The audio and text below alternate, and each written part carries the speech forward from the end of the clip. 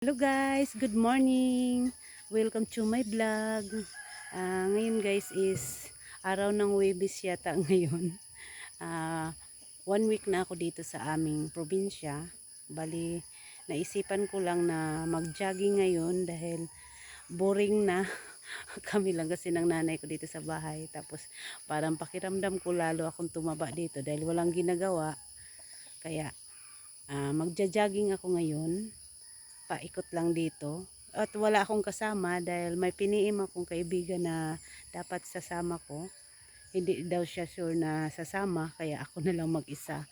Ayan guys, yung paligid dito namin. Ayan, napakaganda ng view. Ayan. Bali ako lang mag-isa ngayon guys, magja-jogging. Titingnan ko kung saan ako makarating.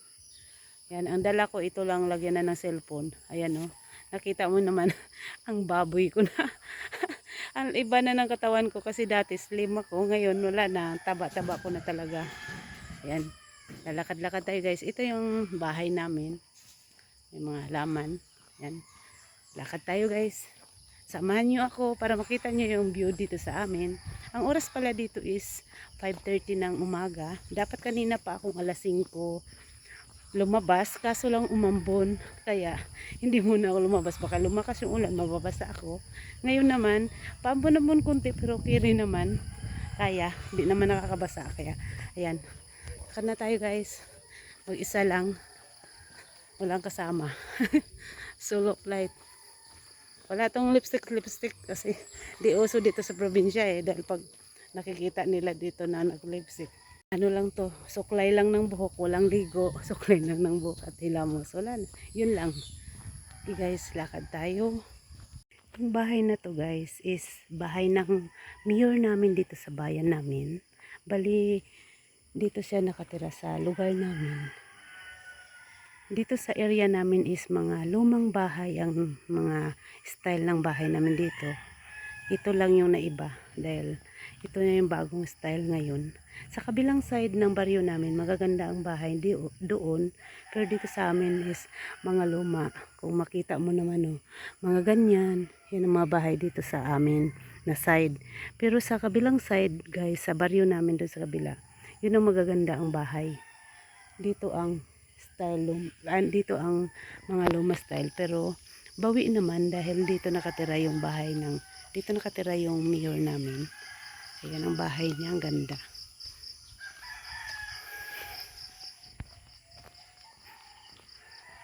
Ngayon guys, punta tayo sama ko kayo papuntang kabilang baryo sa Bato. Doon tayo magbablog. Ayan.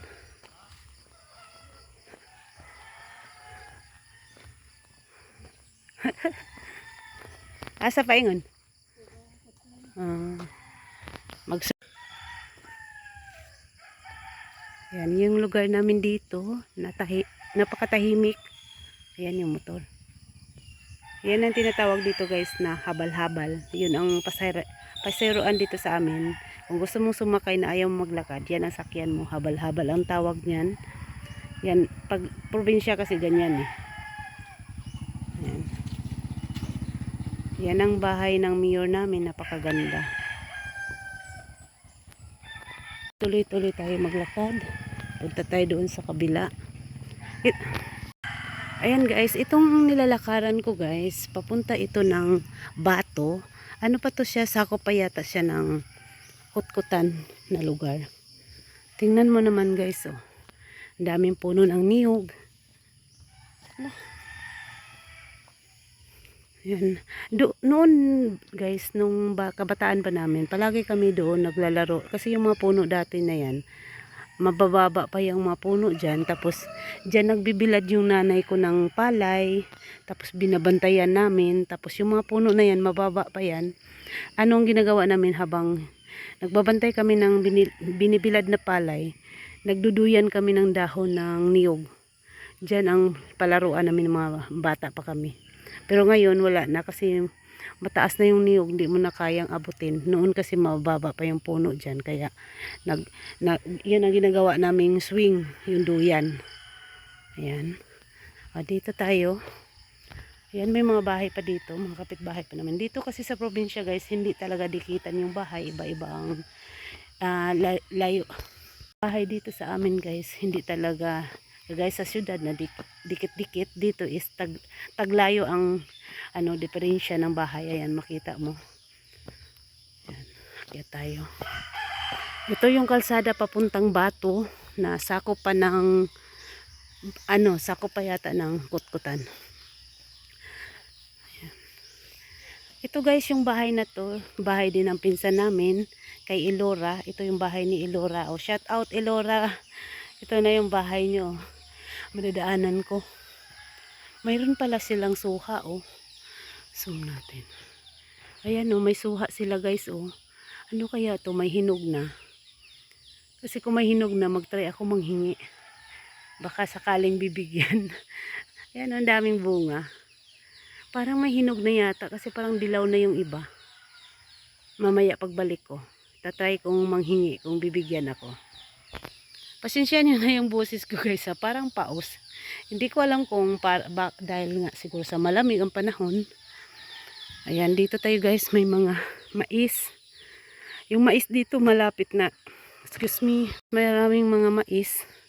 Ito naman may gabi. Yan, gabi yan siya guys. Masarap din ang yung gabi pag sinaing mo tapos gawin mong suman. Ginagawa namin yan dati.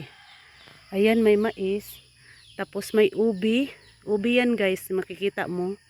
Tapos doon may 2 puno na sirigulyas. Ayan.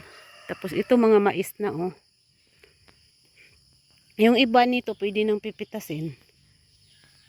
Kasi yung iba pag ganito kukuha na sila para gawing gawing tilaob. Sa Bisaya pa is tilaob.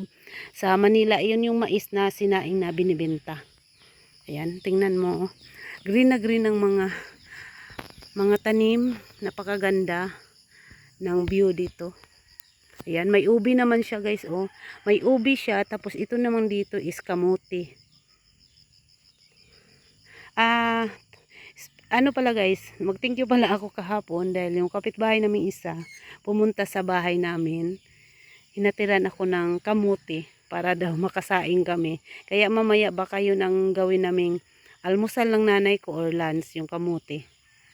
Kasi ngayon mag-control ako pagkain dahil ang bigat na talaga ng katawan ko guys, sobrang taba na. Ang hirap pala pag tumaba ka, mabigat sa katawan, mabilis kang hingalin. Kaya kailangan kong mag-diet ngayon dahil 1 week pa bago ako umuwi ng Manila. 1 week pa ako dito. Para pag uwi ko ng Manila, mag-sliman lang ako konti.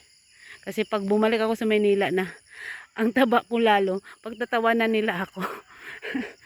Ayan. Pero okay lang naman daw, sabi nila, okay naman daw ang taba kaysa payat. Kaya lang mabigat sa katawan.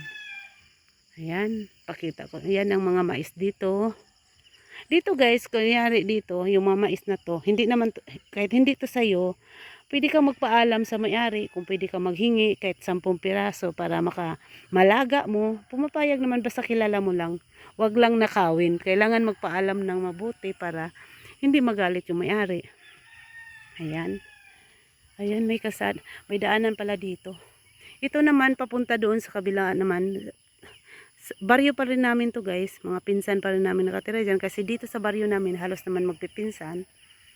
Ayan. Yan, tingnan mo guys, ang puno. Ganda ng puno na yun, oh. Nag-iiba ibang kulay ng dahon niya. Ayan. Ayan, oh, may tinatayo na lagkaw, oh. Dito kasi kadalasan pag nasa lagkaw ang tawag, maliit na kubo. Ayan. Tingnan mo yung kalsada guys, pababa. Yung kabilang area guys, doon banda is yun na yung Bato. Na sakop pa yata ng Kutkutan. Tapos yung papunta doon, yun na yung Baryo Taytay. Yung Taytay na lugar, doon nakatira sila. Alma Stevenson, yung Taytay na lugar na yan, taga doon si Alma Stevenson at saka Greta Jackson. Taga doon. Kabilang baryo lang kasi sa amin sila. Ayan na nakasulat.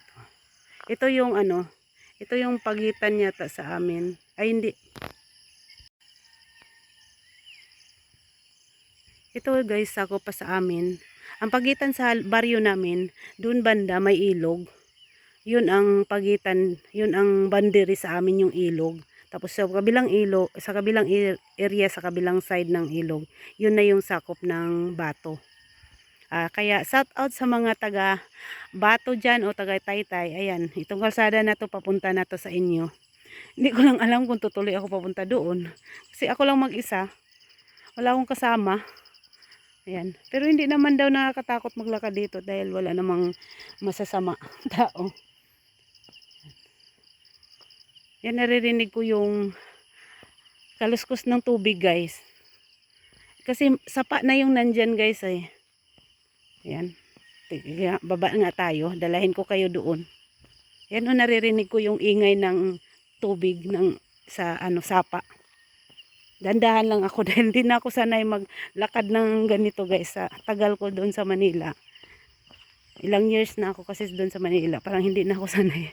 Gagaya nito, bakilid eh. Yung matirik ang daanan. Kaya dandahan lang, baka madulas ako. Yan. Sa baba may saging din, oh. Yan, may saging, mayroong niyog.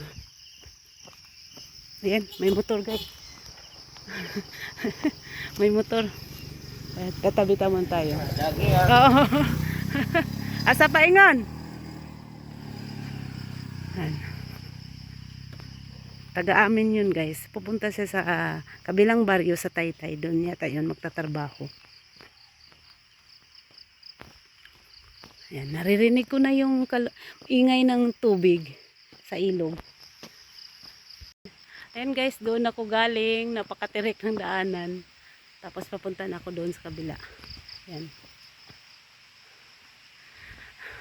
Maganda sana kung may kasabay ako mag-jogging, kaso lang wala. Kaya ako lang mag-isa. Sige lang, carry naman. Ayan ang view dito sa amin. Ayan ang matawag mo talagang bukid. Pero maganda dito, guys, kung talagang mayroon ka lang income dahil dito.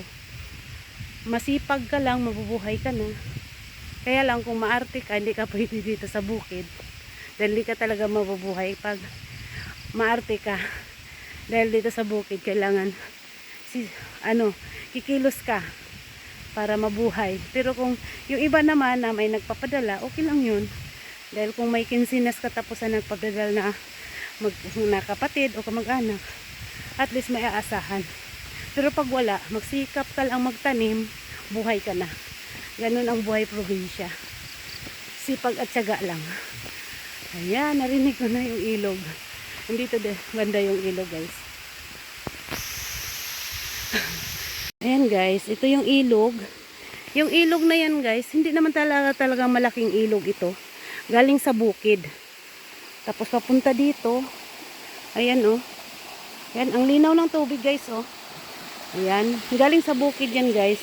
Pag malakas ang ulan, sobrang lakas ang ulan, aabot dito sa daanan yung tubig. Pero kung hindi naman sobrang lakas, dyan lang. Ang linis, oh. Ang linis ng tubig. Pwede paligo. Kaya,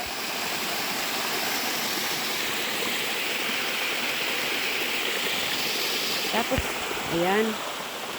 Lakas ng tubig. Ganito dito, guys, pag tag-ulan, maraming tubig.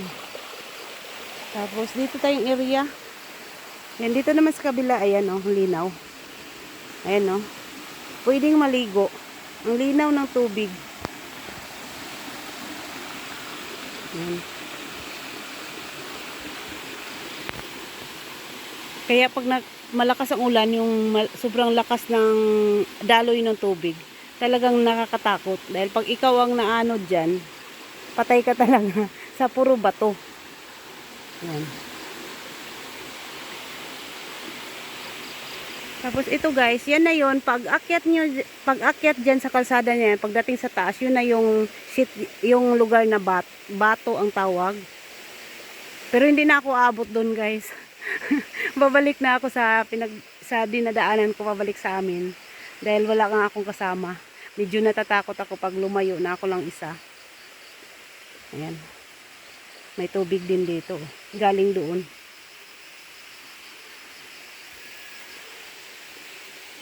Ayan. Okay guys, babalik na ako kasi parang hindi na ako sanay na makaabot dun sa isang baryo na ako lang isa. Wala akong kasama. Yan. Dati guys, naalala ko nung maliliit pa kami, pag walang tubig dun sa amin, maglalakad kami hanggang dito. Diyan papasok dyan hanggang dun sa dulo. Mayroong tubig doon na yung sa ano tinugdan siya guys, yung galing talaga sa lalim ng lupa kasi may mga puno dyan. Diyan kami naglalaba at naliligo kasi pag taghirap ang tubig, yung area na doon banda, hindi nawawala ng tubig kahit tag-init. Kaya dyan kami, kaya ang layo pa ng dayuhin namin para makapaglaba at ligo.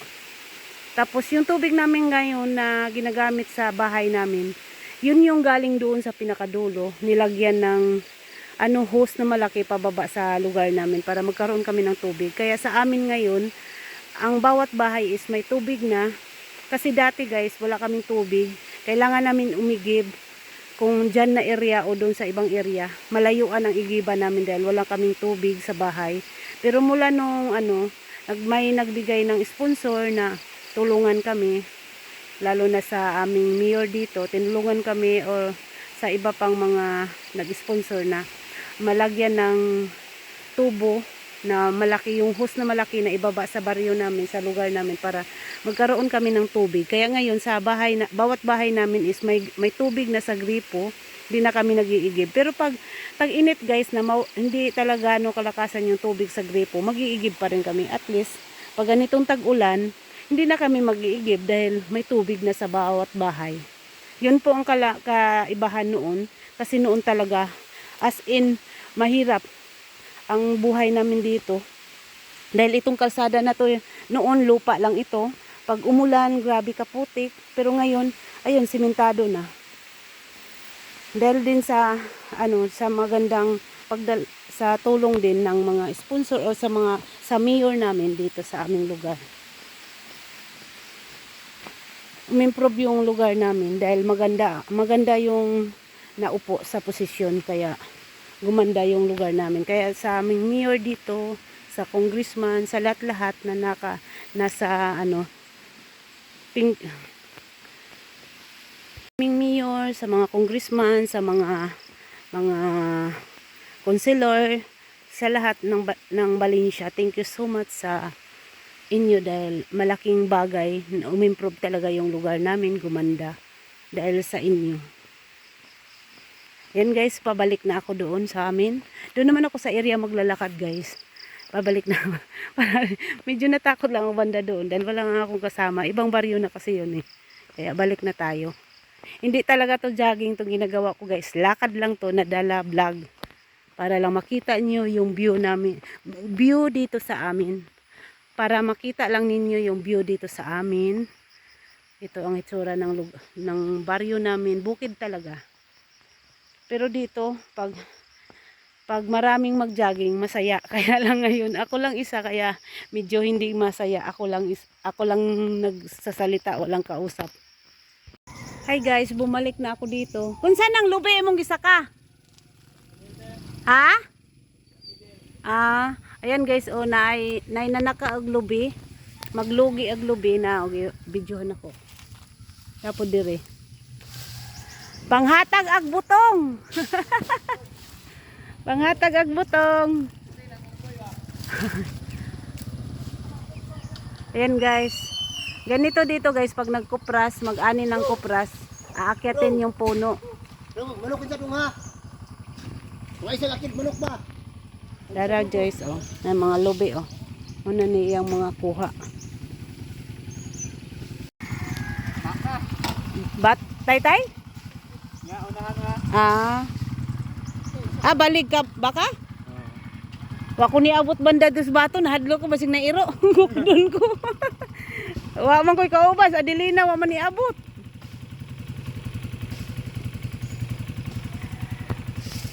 Lang ako Hatag butong. Ayan guys, naghuwat ko guys kay nangayo kog butong. Yung butong sabi sa Manila guys, yun yung buko. Hingi ako ng buko kasi may umakyat sa niyog. Ano to sila guys, nag-ani ng kupras. Kaya inakyat na nilang puno para ikupras nila yung niyog. Yan yung bahay nila Mila. Ayan guys, mga kamag-anak lang din namin. Punta doon sa isang side.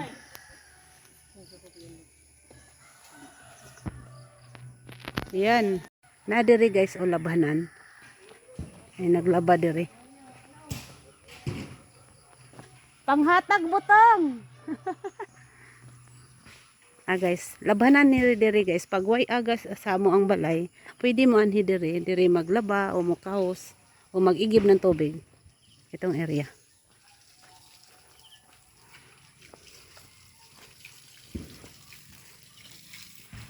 Dito naman guys, may kubo dito.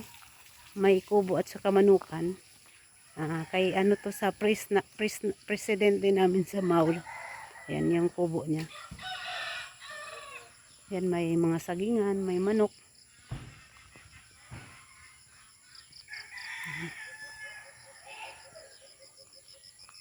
Ito.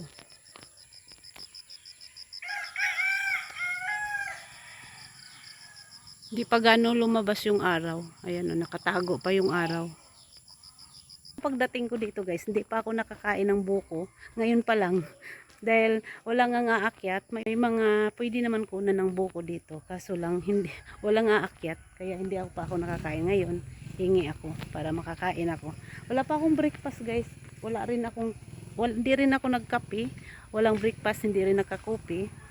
Pwede naman itong buko ang unahin ko ngayon ilagay sa tiyan ko. Kasi maganda naman ang buko sa umaga. Lalo pag walang almusal. Para lilinis yung bituka natin. Ayan. Isa na sila. Nay, butong nong! Ay, butong! Saan man magtago man? Adyo po tago.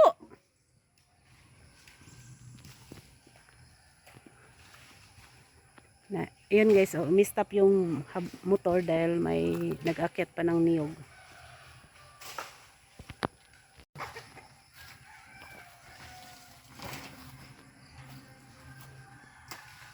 Ugma nong, asa mo nong? Askoan sa asa to banda? Atos libho. Moadto pud mo dito? Kauning ra.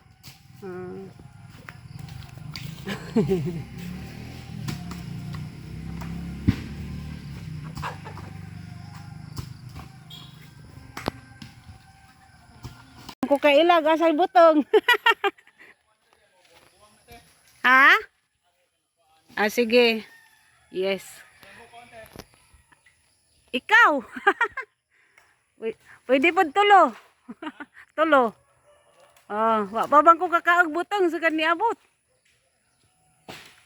Tulo ra kay nyag masuko ang tagiyana, mahurot ng butong. Dati guys, nung bata pa ako, sanay ako umakyat ng niyog. Kasi dati nung bata pa ako, pag nauhaw kami, aakyat kami sa magpaalam kami sa may-ari, kami nang kukuha ng buko. Marunong ako dati tumingin kung kung buko ba yun o hindi na buko. Kaya lang ngayon na matanda na, ilang years na rin hindi nakaakyat ng puno. Hindi na ako marunong kung saan doon ang buko at hindi. Dahil nung kabataan ko pa lang yun nung time na yun na umakyat ako ng buko. Guys, naanak ko yung butong. Nangayo kong tulo. Yehey. Bigat. Yan yung buko. Yan guys, nakahingi ako ng 3 buko. Makakain na ako ng buko sa wakas.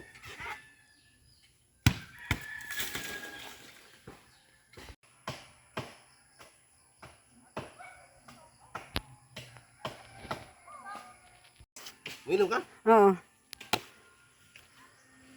Pinabuksan ko sa kapatid ko guys para makakain ako. Mayroon pa yung tubig guys na bali parang nabasag lang siya pagkabagsak. Yan. Ganyan dito pag nagbukas ng buko.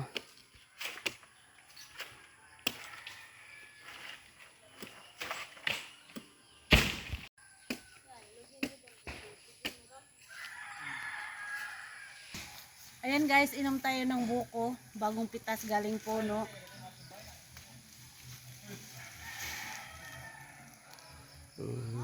Matamis.